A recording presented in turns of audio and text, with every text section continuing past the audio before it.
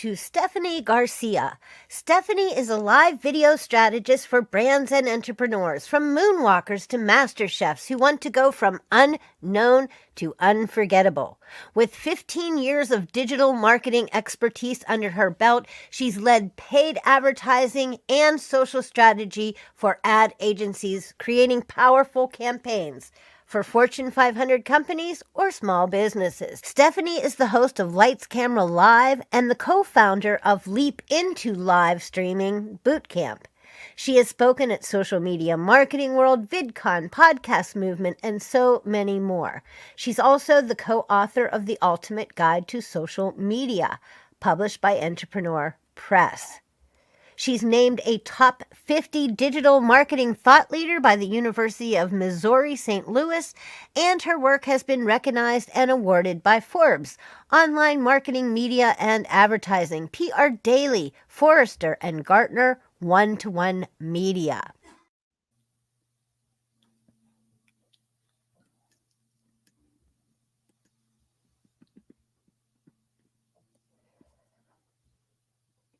That's so cool. We love Stephanie. I think we have to remove this. Let's do that. Okay, there we are. Hello and welcome. I'm Sue Ann with Right Mix for Business, and today I'm so excited to bring you Stephanie Garcia to the Marketing Mirror. Stephanie is our special guest, and she has just, as of May 7th, just 2 days ago, released her second book with Eric Butow called The Ultimate Guide to Influencer Marketing. So the good news is that according to Neal Schaeffer, in the foreword of the book, influencer marketing is one of the most powerful and yet least understood of all marketing channels. So it's a good thing that we have Stephanie Garcia here today, a spectacular nano influencer herself, on our show. Thank you for being here today, Stephanie. I'm so happy to have you. Thank you so much for having me. This is so exciting, Sue Ann. I know me doing a live. It is kind of rather exciting.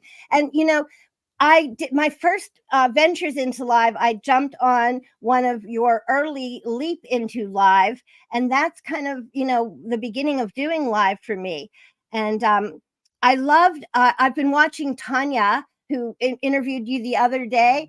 And it's so interesting because how I got turned on to Tanya, because this is that influencer thing that you were talking about with her the other night. How I got on to Tanya is that my friend Eileen Smith told me, you have to watch my friend Tanya because she's really good at live streaming. And I think you should do some live streaming with your shows. Jamie's here. Hi, Jamie. Good to see you. Thank you for watching. Anyway, Eileen told me to watch Tanya, and then Tanya was working with Cast Magic, and that's why she told me to watch her, because I was working on a creative thing with Cast Magic. See how the world goes round? Then I found out you were talking to Cast Magic, and so it's just like this great universe of digital friends. I love that. Yeah, the Tanya is absolutely amazing. Cast Magic is so much fun to use as well. I feel like it's like Ecamm Fam is definitely on a whole nother level. So it's nice to see that everyone is collaborating, learning from each other. I mean, that really is the power of influence, as far as like, you know, once you find one person and you figure out who is in their circle, their sphere of influence, then you start going down this rabbit hole of like, well, who else do they know? And who else do they know? Yeah, it's so interesting because it's a big world and it's a small world as you start to, you know, meet and get around people. And like we were saying just before the show, it's so lucky that we have made different friends in the digital space, because they help us so much to learn how to do things and get, you know, we share tricks. I love when people who have helped me, I come up with something and can help them in return. So that's kind of part of all the fun of it, I think. Yeah, we all have our own superpowers. And the more that, you know, I think once we embrace what our superpowers are, and then if we can help our friend with it, it's like, hey, I'm really awesome at live streaming. You're really awesome at writing. Right? So it's like, with our powers combined, we could do some Well, and amazing things. I have to tell you guys, Stephanie has been, I mean, I met her actually before Leap into Live with Marketing 360 with Jen Herman and Amanda Robinson, Mike Alton, all those guys. And ever since then, she has been so gracious. If you have a question, if you need help, Stephanie has been so sweet. I can't say enough about how nice she is. And I think that's really a great thing because, if you're not having that two-way conversation, you're really not, interacting with your audience and meeting people. So I think that the fact that you're open to that, and people do look at you as an influencer. Now, Stephanie says she's by definition a nano influencer, makes me maybe nano. Nano influencers is anywhere from 1,000 to 10,000 followers across any platform. And it's like even on Facebook, where I first started live streaming, I think I'm somewhere on the cusp of like 9,600 or something. And then across all other platforms, it's probably like YouTube is like 3,600. It's really my email list where I've crossed over into like around 15,000 people. So it depends on which platform you're on. But honestly, I find that sometimes if people are researching me, they just might head over to like LinkedIn, like, oh, there's 7,600 there, or there's this and there's that. But consider to what most people think are influencers, I am very much a nano influencer. I love it. I mean, and that just goes to show you, because I've always thought of Stephanie sort of as an influencer anyway. And when she defines it, it's interesting how small an influencer can be, that there are nano influencers. I think in the book you give 4 different levels of influencers, if I'm not mistaken. Yes, there's definitely different levels of influencers. And the thing that's most important is that most people think that you have to be this big mega influencer, a celebrity and whatnot. But research has actually shown that nano influencers actually get the highest engagement rate, as well as like attention from their audience, because most mega influencers are usually moving from a one campaign to the other. Like Met Gala just ended. What's the next thing that's on the docket, right? Whereas nano influencers, when you're focused on that one thing, your superpower, what you're really, really good at, right? Your audience knows like, okay, so this is what we're working on. These are all the different things. And so your engagement rates are so much higher as a brand when you invest in a nano influencer. Yeah, so much. That's so awesome. Before we go on, I do want to give a quick shout out to Eric Butow. Am I saying his name correctly? You are, yeah. He is just a writing machine, ladies and gentlemen. This guy has a library of writing. So he is like a man of my own heart, a writing machine. So shout out to Eric real quick on this program today. And please make sure you do leave any comments or questions that you have. Pedro says, hi. I'm so glad to see you. Thank you for tuning in. And if I'm not seeing you on one of the channels, I'm a little bit new at this. You're doing great. You're doing awesome. Live streaming stuff. So, like I said, it's kind of easy because Stephanie's here. So I have an icebreaker question for you, Stephanie, if you don't mind. What I'm wondering is, what was Stephanie Garcia like as a little girl? Were you like Stephanie on the mic, or were you more timid, do you think? It's definitely Stephanie on the mic. And there's a reason for that. It's because I was the youngest of 3 children. And so oftentimes it's kind of like you get lost in the shuffle when you're the youngest. And so my strategy for just like kind of getting attention within the family was like being humorous, being loud. And obviously I'm Filipino, so karaoke was definitely a thing. So I feel like when you're Filipino, you're actually born with a mic in your hand. So when people are like, I'm so scared of the mic, it's like, what are you talking about? This is like a standard. I love it. I love it. It's funny because like some people were like always like outgoing and on the mic, and other people, I don't think, it comes as naturally, but I'm not surprised that you were a karaoke family. That's funny as could be. I used to make like the hockey players that my brothers would carpool. I used to make them sing songs, and my dad would laugh. He'd be driving the big station wagon, and he'd be like, the boys would be like, we're not singing. Nobody's going to sing. And the next thing you know, everybody's like, I won't grow up. I won't grow up. All the boys are doing it, You're a party starter. Yeah, I didn't just participate. I made everybody participate. I dragged them in whether they liked it or not. That's so cool, though. That's fascinating. I wasn't sure how you were going to answer that, but I thought, what a great icebreaker. That is a great, yeah, no one has ever asked me that before. And one thing that I'll add too is because sometimes people will be like, "Oh, Stephanie, were you always extroverted and whatnot?" And even though I make the joke that yes, I was born with a mic in my hand because I'm Filipino, I mean, I was never much of a singer, so so don't ever ask me to sing. However, I knew that there are other ways that you can still use a mic. Like you could be the MC. Like I've been MCs at different conferences. You could still be that hype person. So it just goes to show you don't have to be a singer all the time if you're going to be on the mic. You could be a And you have a podcaster and a great live streamer. reputation for your MC and speech and that stuff. You have, as a speaker and on stage, you have a great reputation. It feels like everybody wants Stephanie on their stage. I'm just gonna say. I hope so. Yeah, it's fun, like hyping up the next speaker. Like I think as an MC, it's probably it's much more harder being an MC versus a speaker. And I say that because sometimes when you're an MC for an event, you get the bios last minute, or sometimes like a speaker will come like to the stage 10 minutes before. I'm like, oh yeah, I think live streaming has also helped me as an MC because of improv, and so you just got to roll with the punches and have fun with it. I think that's so cool. So I have a question for you to start or to get things rolling some more. What wasn't there influencer marketing all along in traditional marketing and advertising, say with like paid spokespersons or celebrity endorsements and things like that? So why is now this such a big thing and that we're hearing so much about it? Oh gosh, I love that you asked this question because, as I said before, traditional influencer marketing would be those paid spokespersons. You would have the celebrity endorsements. And again, those are your big mega influencers. But if you're a small business owner, if you're just launching a store on Etsy, if you're launching a podcast and all these other things, you might not be able to have access to those mega influencers. That doesn't mean that you still can't connect with people of influence. And that's why I wanted to talk about the nano influencers, the micro influencers, and also knowing that there are influencers across like different platforms. Some people are really, really popular on YouTube. Some are like the B2B influencers are crushing it on LinkedIn.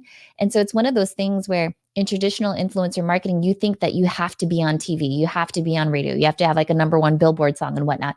But no, in these days, when you think about influencer marketing, think of who actually has that direct connection and engagement with your target audience. So whether it's moms, college students, Gen Z, whatever it is, B2B, there are different influencers and not all of them are actually in the same database. Like some of these influencer marketing databases only focus on TikTokers, Instagram users, but there are those of us that are B2B content creators that are writing on LinkedIn and growing our audiences there. LinkedIn is something that I decided this year I'm going to pay a little bit of attention to because it feels like as a B2B writer, I often work with businesses. I should do more there.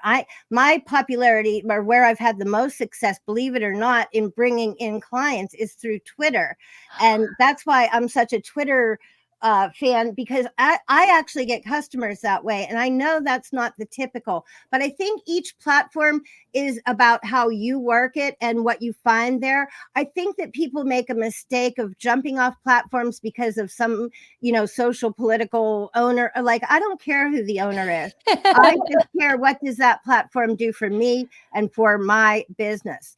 I think that's what I think is the most important thing of all. And so I think that, let me ask you this. This was a question that somebody else brought up with me too, to bring up to you, and it kind of fits right here. So what is the difference between having influence and being an influencer? And which is better and why? Oh, that's such a good question. Having influence, first of all, we all have influence. Meaning, if I were to go to a restaurant, am I being nice to the waiter that takes my order? Am I being nice to the person at the checkout counter, right? We all have influence on people. An influencer, in my mind, and the way that I perceive it, is an influencer is someone who is leveraging their influence to make an impact on people, whether it's a buying decision, whether it's a community movement, but they're leveraging their influence in a way that has an impact on the community and the niche that they're in. And yay, Eric is here. Yay, Eric. Germany is checking in. Hello. Hey, I love this. Saeed is like, man, he is fast growing on my list of like #1 top fans. I'm just like everywhere I'm producing content, he's there. Yay. You have a knack of collecting fans, I must say, my dear. I love that about you. I think it's one of those things where when you're a live streamer, right? And when people show up for you and they comment and they engage with you, there's this really cool thing that happens between the live streamer and the audience. Is that like our happy brain chemicals come together, right? When neurons fire together, they wire together. And so when I see Saeed and when I see like Eric pop up, like all of a sudden it's like the stress goes away. I'm like, oh my God, my friends are here. I know, you know what? You helped me so much because I haven't done a live in a couple years, and I was really kind of nervous about it. But the truth is, you've made it. You said to me, we're just girlfriends having a chat. Let's just have a chat, and it took down my stress level like 100 degrees. So I appreciate that. But you know what, really, that's what it's all about. It's learning from each other and sharing with each other. And I love that too. I love interaction with other people. And that's one of the reasons why some of my friends and colleagues have been urging me to do live more often, because you do get that direct interaction. And I talk to businesses that I work with as clients all the time about how marketing is a two-way street, and you really have to have that conversation with your clients and make them part of your marketing. That way you understand them better and you direct everything to them better. I love that. Yeah. This reminds me though, Stephanie, I'm going to throw another one out there. So live streaming, is it still the hot ticket for a way to conduct influencer campaigns? Is live streaming like in still, or is it out now that, like, it was so popular when with the pandemic? It seems like it's taken back a notch. And like my friend Lee Love always likes to say, you can have such a better production, besides the live, with editing and adding things. And I wonder if I'm making a mistake or if live is still relevant. No, I think it's really important to understand the differences between live streaming and pre-recorded content, right? So live streaming, I feel like when a lot of my friends jumped on it, a lot of my colleagues, my peers, it was like, oh, Facebook and all these different things, right? And everyone took a stab at it. But not everyone could stay consistent with actual live streaming, and not everyone had the commitment and the consistency to keep doing it. But I will say that yes, live streaming is still a thing. You go over to TikTok Live, you will see like these influencers that are absolutely crushing it. TikTok Live shopping is on a whole nother level. Like I feel like my wallet is just kind of like, are you going to open the app now? Because with live shopping, right, I still equate that to live streaming. Those are some of the best deals that you could get out there. And let's be honest, like Mother's Day is just around the corner. You're going to find some of the best deals on TikTok live shopping. Not only that though, but I find that as a public speaker, like if you want to get more clients, when clients see that you're confident on camera, clients are going to be confident that you could get them results. Like just earlier, you were talking about like, Stephanie, people love it like when you MC events. Or event organizers, they see me on camera. They're like, dang, can Stephanie actually like roll with the punches? Because let's be honest, live streaming is really improv. Now, pre-recorded content, I mean, that's awesome and that's amazing. And I love that too, because you could do all the different things. You could cut out, the filler words and all of that other stuff. But there's something beautiful about live streaming in the sense that if you want to talk about a topic and you are an expert at it, and you could just do it on the fly, there's so much authenticity and transparency to that versus like, oh, let me go ahead and, chat GPT a video script and then I'll record it and I'll put it out there and it's all fine and it's perfect. So it really depends on like what really resonates with your audience. I know for me personally, live streaming, people really get to know me. And sometimes there are questions that I'll get from people that I haven't even considered of. Like in just chatting with you, I was like, maybe I should tell this story of like how I was born with a mic in my hand. I was like, and I wouldn't have gotten that had it been like a pre-recorded video of like, oh, Stephanie, go talk about your book. So there's just something different about how our brains creates relationships with content creators and influencers when you're live streaming. And that's my take on it. I feel like the interactivity is a big thing, but then again, like when you're newer to it, like I am, I don't have the draw that you have. So I worry about like going live to no one. What do you say about that? I love that you mentioned this, because that's the other thing too. People think that they have to have thousands or hundreds of people in there, but look, you've got Pedro, you've got Eric, you've got Saeed. You know what I'm saying? Like, these are real people that you're having conversations with. And more often than not, most people, when they're looking at your content, they're usually watching it on hashtag replay, right? And even then, I will engage with my replay viewers, because maybe they're just finding me on the Discover page for the very first time. And they don't know that, hey, I go live consistently at this time. And that's an opportunity for you to really build that relationship. And we need to high five Saeed. So today I reached 1 million impressions for my content on LinkedIn over the past 365 days. So I'm now a nano influencer. Yeah, you are, friend. That's amazing. That is like really seriously good work, Saeed, on LinkedIn. I am not doing, I mean, I feel excited when I get 500 impressions on a post or something. So you are killing it. Way to go. I love that. I don't know if we're, I don't know if we are seeing, not positive if StreamYard brings up, I thought that they brought comments in from everywhere. So just know that if you're watching on a channel that we're not seeing your comments for some reason, I think we're seeing them.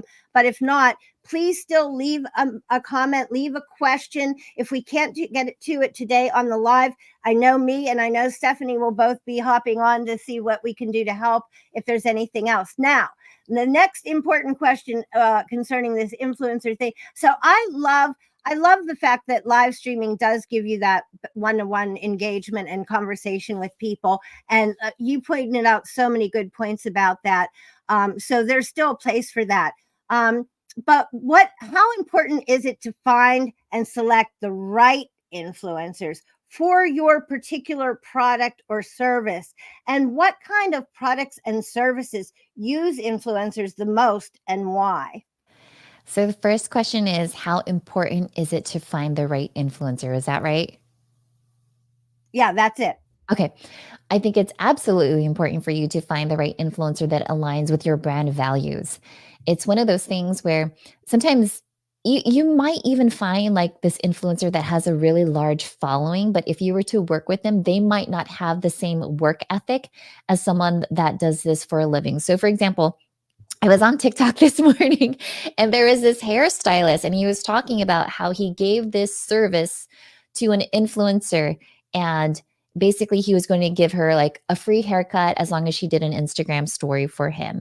And then she tapped him back and said, well, I need to get a color done as well. He's like, okay, well, I'll do that, again, in exchange for you to do a story for me, because he's a small business owner. And so he was on his feet for 7 hours doing this haircut color service for this particular influencer. And he was expecting and he was hoping, that she was going to tie herself to the agreement in that she would deliver a story. Well, a month passes by and he's reaching out to her and he's like, well, hey, what happened? We had this agreement, this arrangement, and then all of a sudden she ghosts him. And you could imagine, as a small business owner, right? It's like, hey, this was time out of my day, time out of my family. This was me 7 hours on my feet, giving you a $350 service. I don't see it. And so he actually went on TikTok and he shared his story to other small business owners to kind of warn them like, hey, if you're going to work with an influencer, these are the things that you should be aware of.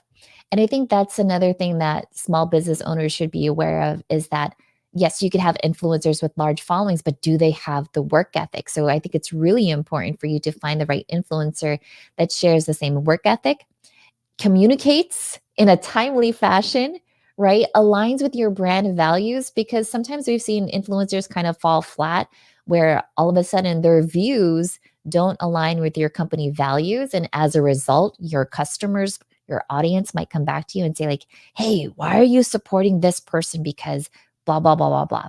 And so I think if you do your due diligence, that's going to be super important. And shout out to Erica Bates. See, it's so funny because I could see her YouTube name, but I'm like, I know who that is. Oh, cool. I love that. You know what? That just goes to show how well you know your audience. You know the name behind Yeah, and I their saw Neal pop up too. Neal, he's so Thank nice. you, I like Neal. him. Yes, I've run into him. I just started following his YouTube channel. Hi, Neal. So thank you so much for joining us today. Um, so it's interesting that you should say about finding the right influencer from the agency or business side, and how important that is, that the influencer is on time and reliable, and takes it as a business.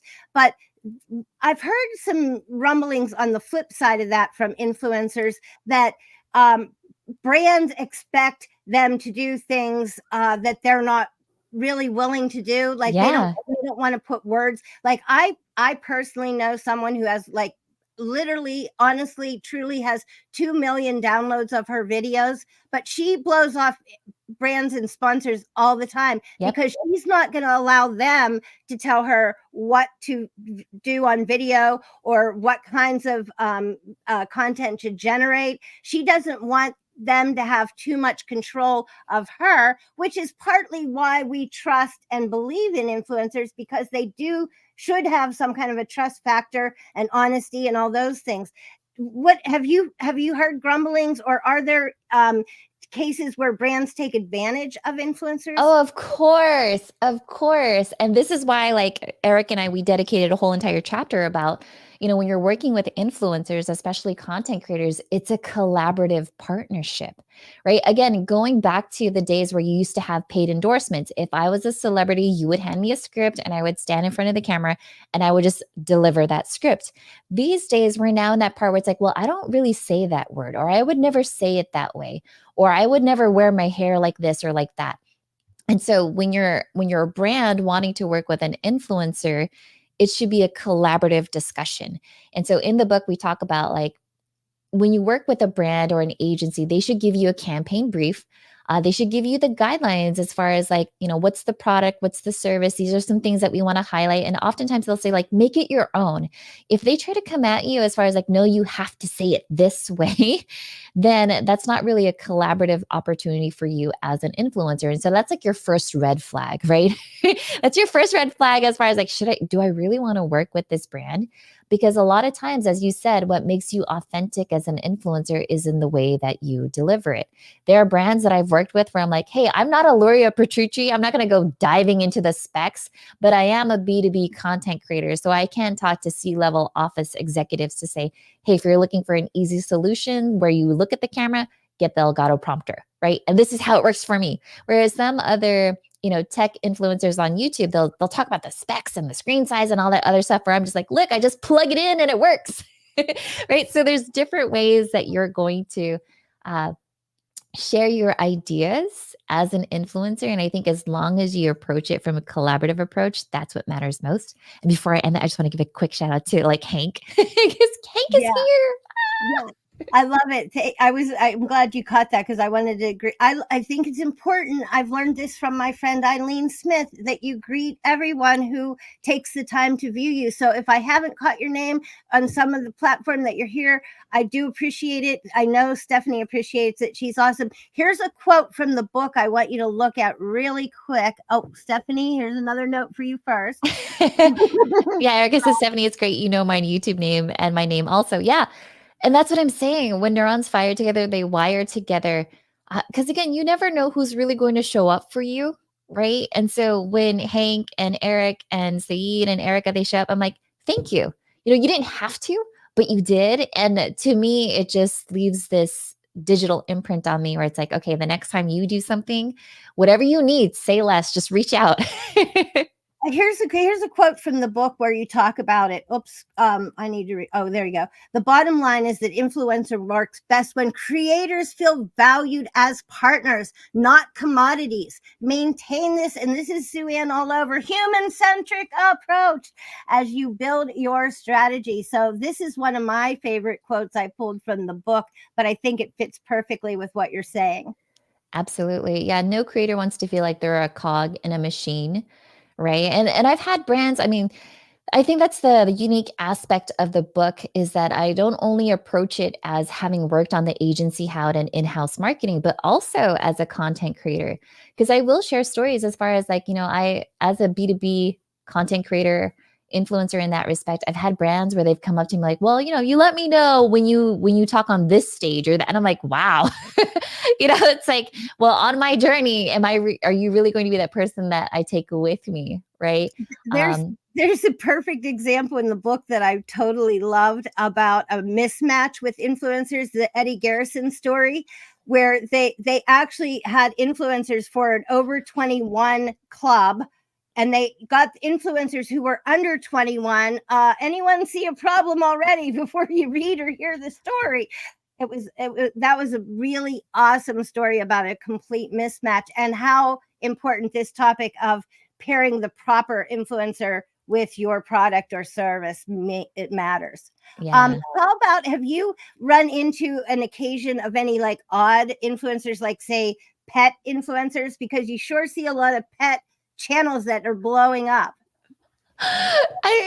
Sue-Ann, I feel like you're in my house, because literally it was like last night I was having dinner with my daughter and we were watching like her favorite YouTubers. Preston Plays has like his whole family on there and whatnot. And then I forget her name, but he has like the sister who is now married, is pregnant, and she has 2 dogs, but now that has their own spinoff of 2 dogs on YouTube. And I think it's just so cool. Like I've seen some ways that brands have inserted themselves into that specific show where she's like, my dog wanted me to order these top 10 things on Amazon. I was like, that's such a good placement. It's like, that's so creative. And then she did another one for Temu. And I was like, wow, like, God, so smart. Pet influencers, they're on a whole nother level. I think that's so cool. I just had to throw that out there because I feel like I see that going. And I want to give a shout out to Cat Gizmos, which is a pet channel that I personally, as a feline lover, love. And so I want to tell you to go watch Cat Gizmos and find out all kinds of interesting facts and information about cats that my friend is producing. And it's just really good. Also, Hank says that he thinks this could be a good book to read, even if you're not really quite yet an influencer.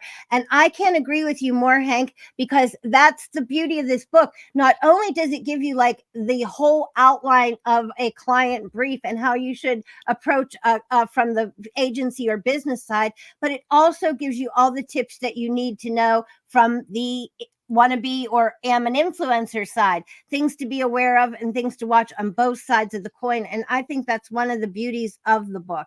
It's really comprehensive, guys. Sue-Ann, this is like my favorite interview. You're the best. Oh, thank you so much.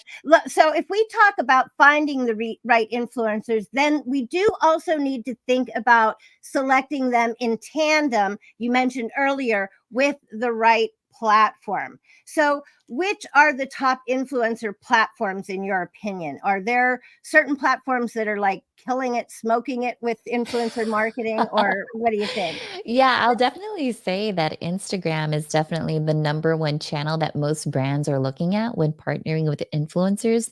The other one would obviously be YouTube. And then now we're seeing TikTok definitely on the rise as well. And so I think as an influencer, if that's something that if this is a career, a path that you want to go down, then probably growing your followers, your audience on those channels would make a lot of sense. And I think even as a brand, not just be mindful that sometimes when you're researching these influencers on these platforms, some of these influencer marketing databases are not pulling in influencers across different platforms. Because I'll even tell you, there are some really great influencers that are podcasters. And I haven't really seen, and you guys, you'll tell me in the comments if you found one. I haven't really seen an influencer marketing database that actually tells you about engagement rates for podcasters. But that's, I mean, you think about it. I see so many people walking around with headphones, they're at the gym and they're doing this. They've got someone in their earbuds, right? They've got someone right here that's talking to them. And I think that's a perfect opportunity. Is there a platform that is a like definite no-go? Like definitely no go for it, like that you would say is not a good influencer platform or a platform to, spend any time with? No, because I feel like every platform It's like every social media platform is its own country. It has its own etiquette. It has its own engagement, right? Like if I really wanted to connect with agency owners, I might not look for a Twitch influencer. Does that make sense? Because that's not the influence where my target audience is Yes. out. And so I think when you align the platform with the right influencer, then that makes a lot of sense. I started writing the post to go with the show ahead of the show, which I never do. I usually wait to see how the show pans out. But since I had early access to the book, I couldn't help it. And that's one of the things that I kind of was noting is that the influencer will help you with reaching a particular target market, because if you do pair that right influencer, you will have access to what their market who really is a fit already. So you've actually honed in on a like more direct target market in that respect, if you pair up properly with that influencer, because their target market is your target market. So you've like hit the target better, I guess is the way to say it. Hit the target better. Yeah. And take a question when we're done here. Yeah. If I could add one more thing to it too is, let's say Hank, for example, if you want to be an influencer and whatnot, I'm not saying that you only have to grow your audience across these platforms. In fact, honestly, you don't have to if you are building your email list and your own community. So in this time frame, influencer marketing, we're seeing like these content creators building their own communities where they're not being suppressed by algorithms. So you'll see communities crop up on Discord or on Heartbeat or Mighty Networks or Circle Dot, right? There's so many different things. Yeah. And so I think even as an influencer, we've talked a lot about like having your media kit and showing your different followers across platforms. But definitely, if you have your own community and your own email list, that's a really great way for you to pitch that out to the different brands and agencies. Except for that. And welcome to my friend Michelle, Classy Business Writing Tips. Yeah. He has a question too. Let's see if is that a question? What are some ways someone can introduce themselves as an influencer? Like, how do you break into that? That's a great question, Michelle. Thank you for showing up today, and thank you for a great question. Yes, thank you. Thank you so much for asking that. So one of the things that I do is when I'm scrolling through Instagram, if I'm ever served an ad, right? Like there's this one like mushroom coffee that, that keeps popping up on my feed. Obviously, I'm their target audience, right? And so I might just tap them in the DMs or send them an email or find somebody who works on their influencer marketing team on LinkedIn. Like that's that's a secret hack for you is I'll send them a DM and say, "Hey, I was just served your ad and, this is who I am. This is what I do. This is the type of content that I create. And if you're looking to reach more people that are within my like-minded interests that we can share, then these are the services that I offer. I have a live stream, I have a podcast, an email, Facebook group, whatever." And then sometimes that like gives them like, "Oh, wow, I never thought of that before." And so oftentimes I like to tell people that closed mouths don't get fed. So you also have to pitch yourself out there as an influencer. And then I think that's one of the best ways for you to win those brand deals if that's what you want to go after. Since that came up, I'm going to jump ahead to a question that somebody actually gave me ahead of time for you, because it fits the same question that Neal, I think it was Neal just had, or maybe it was Michelle. Anyway, she said to ask Stephanie, please, if there are any tips for influencers who need to create a media kit to send to brands. So what are some of the things you would include in that media kit, especially if you don't have a large following yet? I would definitely say include a case study. So if you've ever done any type of influencer marketing campaign before, you can include a case study to say, this was the campaign brief. This was the ask that the agency or the brand had asked for me. This is how I delivered it, and these are the results. And I think that's a really great way to show different brands and partners that even though I might not have a large following in that sense, I do have a high engagement rate, or I do a really good job as far as creating content and driving conversions. oftentimes, you could have someone that has like a huge, large following. An influencer is not always a content creator. Let's make that very clear. You could be a person of influence and a really crappy content creator. Whereas I find that sometimes there are also content creators that are really great at creating content, but not really good at influencing people to do certain things. Um, so I think finding the right balance between that is always going to be really nice. So in addition to your media kit, for sure, include those different case studies, how you've worked with people.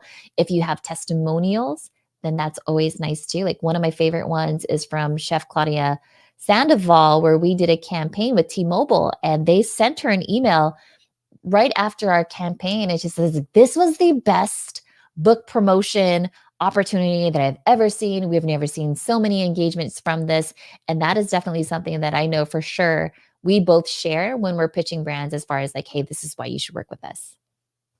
I love that. I think that the projects that you work on tell a great deal about you. I actually started collecting some of the interesting stuff that I've done because everybody seems like, I don't know exactly what. And I am often the wizard behind the curtain. Well, what can I tell you? Yeah.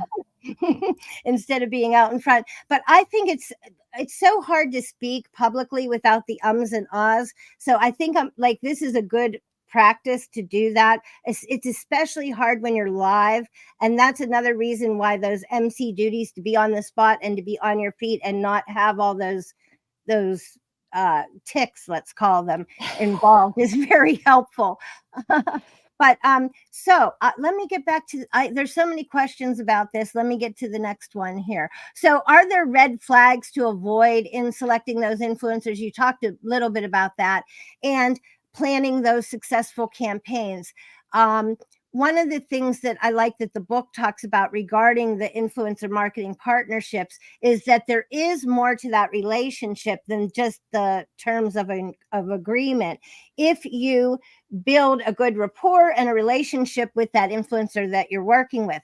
So for me, this reminds me of like if I establish myself as a go-to source or a trusted resource for my clients, I'm then acting as a partner more than just a freelancer or a contractor.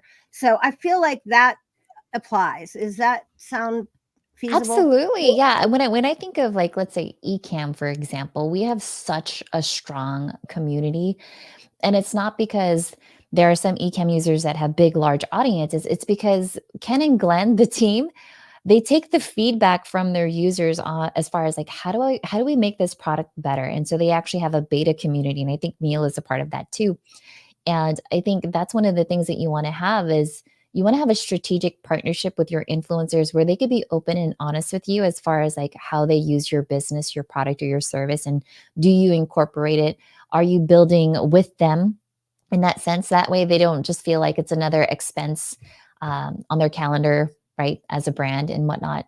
There's just so much that you could do when you build these strategic partnerships with influencers. Like I know for me, example, April is always blocked out for Leap Into Live. October is now officially blocked out for Creator Camp. And then in September, it's going to be Vid Summit. And so there's these certain things like when you have these long-standing relationships with these influencers, they will block out their calendars for you. And so that's what you have to like pitch in advance. You have to start building relationships now. It's not like, oh, I'm launching this thing. Let me just tap them the day before. It's like, no, you have to get on their radar. You have to get to know them, build that rapport, and then go about it that way. It's I find the whole subject matter to be so interesting. And so there are things that we can do if we are producers or if we do educational, I'm tripping over this a little bit, but what I'm trying to get to is that there are steps that we can take to position ourselves as an influencer, but it really starts before we're going after brands. That's kind of what you're trying to for say. sure. Yeah, I think if you do want to reach out to brands, you definitely have to have a system, right? A process in place, because if you are pitching brands, there's always power in the follow-up, right? Because sometimes brands, especially like I've been a social media manager, right? I've worked alongside the PR teams. I know how busy the office gets and how our emails get flooded with certain things. And I think if you want to be an influencer and make this like your full-time thing, you have to be persistent. You have to be persistent. You have to build these relationships. And So it's sometimes, not necessarily an inbound marketing thing. It's not like wait and let them come to no, you. God, no, don't wait. Yeah, Yeah, because it seems like I mean, I know some people, of course, they've made their name, I guess, as an influencer. That it seems like they're always getting pitched by brands. Brands are always coming to them and throwing stuff at them and asking them to do that. And it comes to them. But I think for most of us, it's a whole different thing. It's about curating yourself into that influencer role, and then maybe having some kind of media kit, even if you don't have all the evidence that, say, a bigger influencer would have. You still need to like strategically create one in a way that shows you in the best light. absolutely. Yeah. And I think even as an influencer, not just the platforms themselves, if you build your community and you build your email list and you focus on, if someone were to Google your name right now, what shows up, right? You have influence in that sense. And so if I were to Google Stephanie Garcia, I'll definitely see this in the YouTube search results. You get what I'm saying? So Yes. there's a lot of things on how you can build your influence online that's not just Instagram, TikTok, LinkedIn, and all. Yeah. Cat Gizmos has a question that belongs right in the same thing. So if you're trying to get attention from influencers, would you tag potential brands that you want to work with when you're doing a video? Or say, like I do it when I mention somebody, because I'm really good at talking about things I learn off of other people. So I want them to see that I'm sharing their knowledge. So that might be a case of tagging them. Or Yeah, would I you mean, that's how you got on my radar. I remember like you're on Twitter. And so I was like, hey, Sue Ann found me on Twitter. And I always thought it was the coolest things because then I would see like your write-ups and I was like, wow, she does like a really good job. She's very thorough. And so what I would say, Cat Gizmos, is yes, you can go ahead and you could tag a brand on social media. However, if you want that to evolve into a strategic business relationship, add more to it. Sometimes you just have to be 1% better than everyone else out there. And so sometimes I will tag them. I'll even send them a DM and say, hey, oh my gosh, I love the OBSBot. It's absolutely amazing. I created this cool video. And I've had social media managers who, they're sitting at their desk and they're stressed out because they don't have new content. And they're like, oh my gosh, can I repost this? They're like, of course you can repost this. P.S. By the way, I'm going to do an office tour of da-da-da. And now you've created this like, oh my gosh, I create content for you. You give me free gear or we have some type of working relationship. Now it goes beyond just like, oh, let me just tag you for attention, right? But let's work together. As Cat Gizmo said, that's great advice. I think I love all the comments that are coming in. If you have further questions for Stephanie or myself, please be sure to hit us up on any of the platforms. We'll be sure to get back to you. We appreciate you paying attention, and it's been so interesting to learn more about the book. There's let's see, I think I have another quote that I thought was really good from the book. Let me see if I can find it. Oh, this is about the campaign briefs and how let me get rid of that banner real quick. Oh, thank you. So the campaign brief set the stage for a truly impactful influencer marketing by providing a detailed roadmap for the collaboration. And I just want to let you guys know that Stephanie and Eric actually have given you templates on all of this stuff. So you can actually get a step-by-step templated guide for how should the emails go, how should you, what should all is in the campaign brief. What do you need to create an influencer advertising campaign? It's just so like you guys, this book has all the answers. It's really I started to write the post as I said about it, and I think what I said was that here, let me just tell you, Stephanie. I said that there's a lot to unpack in this book, but as a resource and a reference on the topic, this book is as comprehensive a blueprint as I have ever seen in a book, making the word guide seem minimal for the treasures you'll discover. Sue Ann, you're absolutely amazing. I love that. Like, gosh, you actually really see all the hard work that Eric and I put into this. Oh, I'm getting emotional. I'm Because so glad. we really wanted it to be this resource for you, beginning, middle, and end. And we really wanted you to, like, as a small business, to stay away from the fake influencers. And this is how you smoke out the fake influencers. And if you really want to have like a successful campaign, we give you everything. We give you the templates. We give you like the guide as far as how to research them, how to find them and figure out their engagement rates, how to figure out even how much to pay them, right? And if you want to keep doing influencer marketing because it's really moving the needle in your business, then how do you show that to, let's say, your manager or whoever is setting aside budget for influencer marketing? So, oh my gosh, you're so thorough. I'm like beyond excited. This is, I'm so happy. I'm so glad. I'm really impressed with the book. I wasn't sure what to expect, and when you said, "Hey, you want to take an early peek," I'm like, "Yes, definitely." But I am a writing like Eric. I'm a writing horse, so I've already started. Like I said, I was so excited about everything that's in there that I started the post before the interview, which I rarely ever do. But I really think that people don't understand this. Neal in the foreword had a really important message in that people don't understand influencer marketing. And you talk about influencer marketing can start as simply as affiliate marketing. Yeah. And unwrapping and showing products, and there's so many ways, talking about a software that you use. These can all be little inroads towards influencer marketing and partnering with the business to help amplify their message, their product, their service. Thran, you are the best interviewer ever. Like, I think if there are any other authors that are out there, literally, I've not had anyone do as much due diligence as Sue Ann. I'm just completely wow. Just wow. The questions, the preparation, I'm just mind blown. Like, wow. I am so excited that you think so, because I did take it very seriously that I want to promote this book and help you. You've helped me over many years with much education on many topics, and I really appreciate that about you. I think that if you want to learn more about influencer marketing, one of the things you might want to concentrate a little bit on, I could be wrong, you correct me if I am, I think social media and gaining a good handle on your social media game is part of finding that influence, because people start to recognize you, trust you, know you, realize that you're authentic, like I am here being with you. I think those things are so important. I think there may be a new comment here. Let's see. I think it's Eileen too. Yeah. Oh, Hank.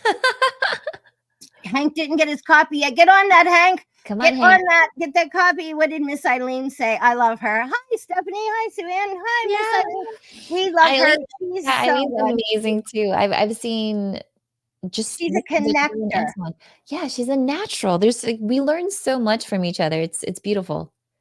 I think so too. Oh, something else is coming in from Neal. Just bought the book. Thank you. See, we're selling it live. This is like influencer marketing happening in real time. Because yeah, you're so amazing.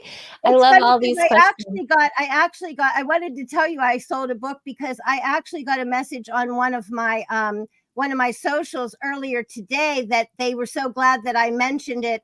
That thing I put in LinkedIn about some of the topics covered. I think I have a banner for that. Listen, guys, these are just some of the topics covered in this book. But somebody saw this and bought the book earlier today after they saw this. So I was like, yes, I'm helping. This is so cool. Thank you. Yeah, we definitely put a lot into the book. I just consider it like a crash course, right? Yeah. I mean, even And after it has all the frameworks in there for you. Like you can literally pull out those frameworks and go through it and get a really, like I keep saying, comprehensive guide to how this happens.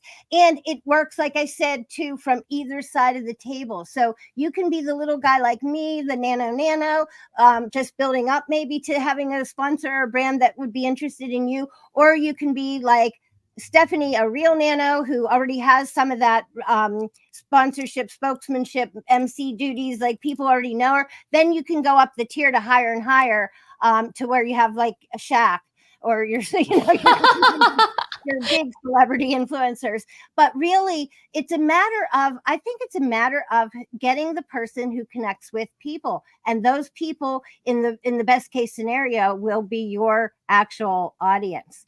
And I think that's the beautiful thing. Well, I want to thank Stephanie for her time today. And I want to let you know that there's going to be a secret question that's going to talk about lead management, which is one of the most significant topics that Stephanie and Eric blend into the book. They talk about it at the beginning of the book. They talk about it at the end of the book because they give a whole, I think chapter 14 is completely about devoting the managing your leads and how when you're doing these influencer projects, if you're not pulling in those leads and building your email list and getting closer to the people that you're reaching, then you're not doing what you need to be doing in order to, establish all the things that go into having that great collaboration. So I think that's really important. And so Stephanie's going to talk about that privately inside the marketing mirror, where I'm starting a little private membership. It's super cheap because I just like to have these conversations. I help some of you guys. I've helped so many people for free for so long that I have this teeny tiny paywall. It's really not much, but I really just want people to have these conversations so that we can help each other learn and grow. So thank you for being here, Stephanie. I really can't thank you enough. You've been an excellent guest, and I feel a lot better about doing a live stream having come on with you. Suzanne, you crushed it. My gosh. I think you were just like, 3 or 4 from this. Yeah. Oh my God. Eileen, you're amazing. Thank you, darling. You are awesome. And Neal got his too. Yay. And Hank is going to get his because he said he didn't get it. He better get on it. And I had somebody earlier today. This is all great. Thank you guys for being here. Thank you for all the comments. Great time. All looks good. More live streams. Oh, yes, thank you. Add more live streams, please. You're so good at this. You are so I good. I really appreciate your time. Thank you, everybody. And we'll see you on the next Marketing Mirror. We'll see you on Lights, Camera, Live. And make sure you grab Stephanie's awesome book and read it. And then get back to us. Let us know what you think, what you need, what we can help with. Thank you for being here. Oh, and